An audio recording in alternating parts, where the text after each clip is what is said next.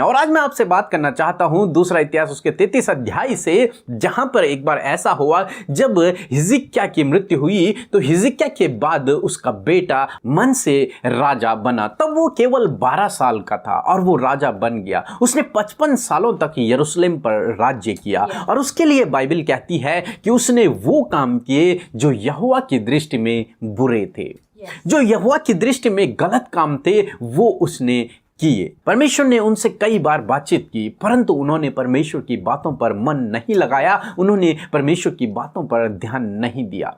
इसलिए वे अपने गलत कामों के कारण बंधुआई में चले गए, असुर के राजा की बंधुआई में चले गए।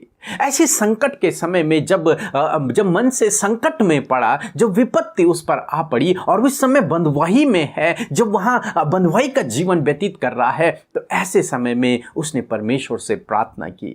दूसरा इतिहास उसका 33 अध्याय और 12 पद में हम लोग देखते हैं, जहां पर कुछ इस प्रकार से लिखा है, तब संकट में पड़कर वह अपने परमेश्वर यहोवा को मानने लगा और अपने पूर्वजों के परमेश्वर के सामने बहुत दीन हुआ और उससे प्रार्थना की। आमीन। दोस्तों, यहां पर परमेश्वर का वचन कहता है कि मनसे ने संकट में पड़कर, जब वो संकट से घिर गया, जब वो समस्या से घिर गया, जब वो परेशानी में घिर गया, जब वो इस समय गुलामी में है, जब उसका जीवन व्यतीत करना उसके लिए कठिन हो रहा है, जब वो ऐसी चारों तरफ से समस्याओं को देख रहा है, तो वो परमेश्वर को मानने लगा। वो परमेश्वर पर विश्वास करने लगा, अपना भरोसा, अपनी नजरें वो परमेश्वर के ओर उठाने लगा।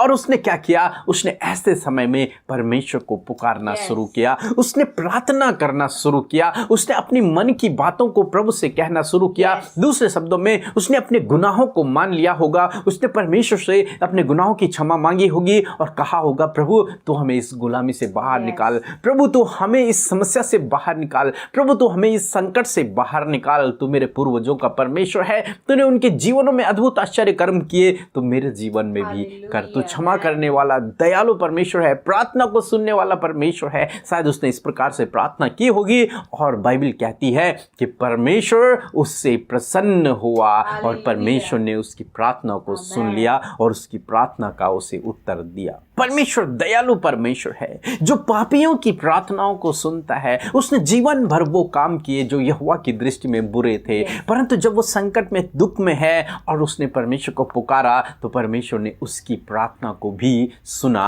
और प्रार्थना ही नहीं सुना, उन्हें गुलामी से छुड़ाया और फिर से उसे वही राज्य लौटा दिया, फिर से उसे वही राजा बना दिया। दोस्तों, आज सुबह में मैं आपसे भी कहना चाहूंगा कि यदि आप संकट में हैं, यदि आप परेशानी में हैं, यदि आप समस्याओं में हैं, विपरीत समय से गुजर रहे हैं, असफलताओं से गुजर रहे हैं, तो मैं आपसे कहूंगा ऐसे समय में आप प्रभु से प्रार्थना करें, आप प्रभु से प्रार्थना करें। प्रभु यीशु मसीह आपको आपकी प्रार्थना का उत्तर देगा, वो आपकी सुधि लेगा, आपकी ओर अपनी कृपा दृष्टि को करेगा, आपकी ओर अपने हाथ को बढ़ाएगा, आप पर अपने अनुग्रह को करेगा, आप पर अपनी दया को दिखाएगा। जब वो एक पापी की, एक गुनहगार की प्रार्थना को सुन सकता है, तो वो आपकी प्रार्थना को क्यों ना सुनेगा। आप तो उसके प्रिय बेटे और बेटियां हैं, आपको तो उसने बुलाया है, आपको तो उसने चुना है, इस भीड़ से अलग किया है ताकि आप उसके स्वर्ग के वारिस हो जाए। तो वो आपकी प्रार्थना को क्यों ना सुनेगा, आपकी प्रार्थना को वो अवश्य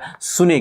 जरूरत है तो आप उससे प्रार्थना करें, आप उससे अपने मन की बात को खुलकर कह दे कि प्रभु मैं ऐसी समस्या में हूं, इस समस्या से मुझे छुटकारा दे। प्रभु मैं अपने आप से इस समस्या से बाहर नहीं निकल सकता, परंतु आप सामर्थी हैं, आप मुझे इस समस्या से बाहर निकाल सकते हैं, इस विपत्ति से बाहर निकाल सकते हैं। दोस्तों, जब आप इस प्रकार से करेंगे तो परमेश्वर आपके प्रार्थना को सुनेगा, न केवल आपकी प्रार्थना को सुनेगा बल्कि आपके जीवन को आशीषित भी करेगा, आपको उस समस्या से छुटकारा भी देगा। सो प्रभु आपको इस वचन के द्वारा बहुतायत से आशीष दे। आमीन।